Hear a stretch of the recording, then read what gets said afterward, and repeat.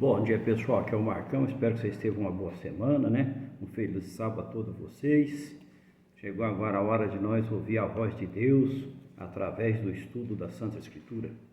Obrigado por todos que estão aqui reunidos, aqueles que não estão, que vão assistir depois, que o Espírito Santo nos dá entendimento dos altos céus, para nós compreender o grande ensinamento que Deus quer nos ensinar. Mas primeiro vamos fazer uma oração. Querido e bom Pai que está no céu, obrigado, Senhor, por o Senhor nos dar a oportunidade neste seu santo dia de ouvir a Tua voz através do estudo da Santa Escritura. Pedimos, Deus, que faça presente com os seus santos anjos, o Espírito Santo nos conduzindo, nos dando entendimento, é o que nós te pedimos agradecido em nome de Jesus. Vocês que façam presente, já está com as Bíblias aí?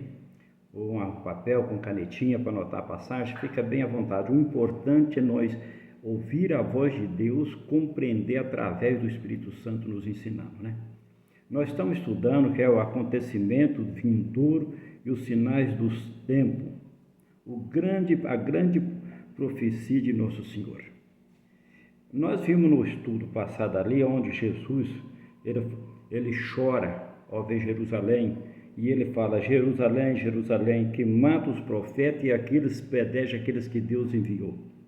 E ele fala: como eu gostaria de juntar vocês tudo junto de mim, debaixo das minhas asas, como uma galinha junto os seus pintinhos para dar proteger ali eles. Era isso que Jesus queria fazer com aquele povo. Proteção. Mas a rejeição, o orgulho, eles tinham orgulho de ver aquele templo bonito, de mármore branco, dourado, com ouro, e aquilo sentia orgulhoso. Meus queridos, o orgulho é um problema muito grande na vida do ser humano. Orgulho, cobiça, inveja, mentira, tudo arte de um inimigo. Mas pode abrir a Bíblia de vocês, pegando ali no livro de Mateus, no capítulo 23, ali para nós, 23, para nós ver o que está acontecendo, 38, 39 em diante, nós vamos ver ali. Fala assim: ao deixar o templo, que disse ele? Jesus retirou. Ele falou alguma coisa. E o que Jesus disse? Ele falou: eis que a vossa casa vos ficará deserta. Mateus 23, 38. O que deveria encher a sua taça de iniquidade era a rejeição final, a crucificação de Cristo, a condenação e perseguição dos seus apóstolos, o povo após a sua ressurreição. O que é dali? A rejeição.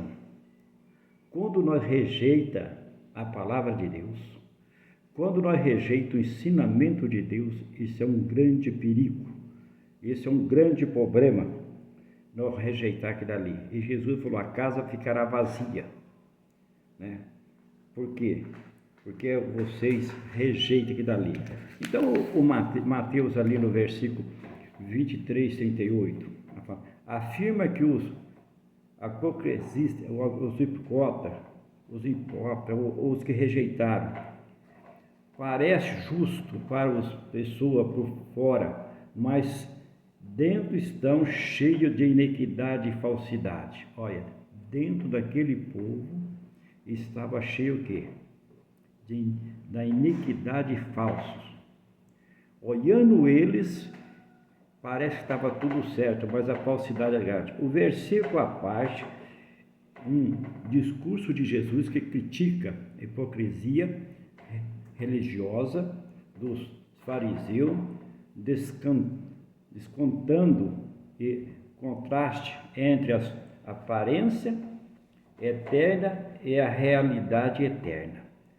Aparência uma coisa, por dentro é outra. Às vezes a aparência está falando uma coisa, mas o coração por dentro é totalmente diferente. Mateus, ainda no versículo 39, conclui um lamento de Jesus sobre a rejeição de Jerusalém aos profetas e os mensageiros de Deus. Jesus faz então ali um discurso, uma crítica sobre a rejeição. Se nós rejeitar a palavra de Deus, nós não aceitar, como nós queremos um dia estar com Ele na Canaã celestial?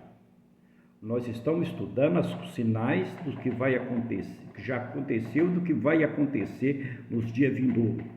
Então, os profetas e os mensageiros de Deus, eles não aceitaram. Mataram muitos, expulsaram muitos, e ele diz que a cidade será deixada deserta, que não será mais vista por ela, até que o povo proclamasse: bendito que vem em nome do Senhor. Enquanto o povo não aceitasse, não proclamar ali, então ficava um pouco difícil dali. Hoje também, se nós não aceitar, também fica difícil ali, porque Deus quer estar conosco todos os dias, depende somente de nós. Mateus no 24:3, refere-se a uma pergunta feita pelos discípulos a Jesus enquanto estava no Monte das Oliveiras. Ainda ali no Monte das Oliveiras, ainda ali os discípulos, então, Jesus falando de sinais de tempo, dos acontecimentos, da destruição de Jerusalém, e então os discípulos fazem uma pergunta para ele, e eles perguntaram sobre o momento em que o templo seria destruído, e pediram sinais para a sua volta e o fim dos tempos. Qual será o sinal da tua vinda e do fim dos tempos? Jesus respondeu: tenha cuidado de que ninguém os engane, pois virão muitos em meu nome dizendo: eu sou Cristo, e enganarão a muitos. Jesus dá essa advertência: cuidado, no fim dos tempos vai ter muitos falsos ensinadores da palavra de Deus.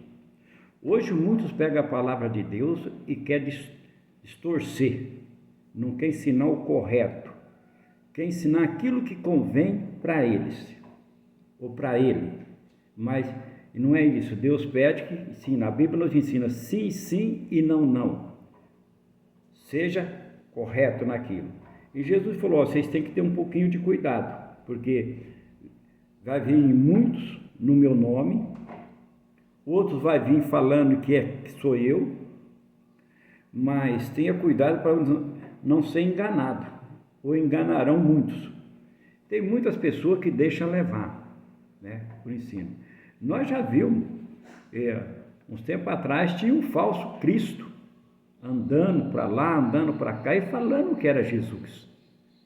Não, Jesus não pisa mais nessa terra, meus queridos. Jesus não pisa mais nessa terra. Ele esteve aqui, viveu seus 33 anos e meio, pagou a minha dívida e a de vocês, para nos dar o direito da salvação eterna, e ele não vem. Ele vai, a segunda vinda de Jesus, ele vai ficar nas nuvens, vai ficar no ar. Quem que vai descer? Os anjos.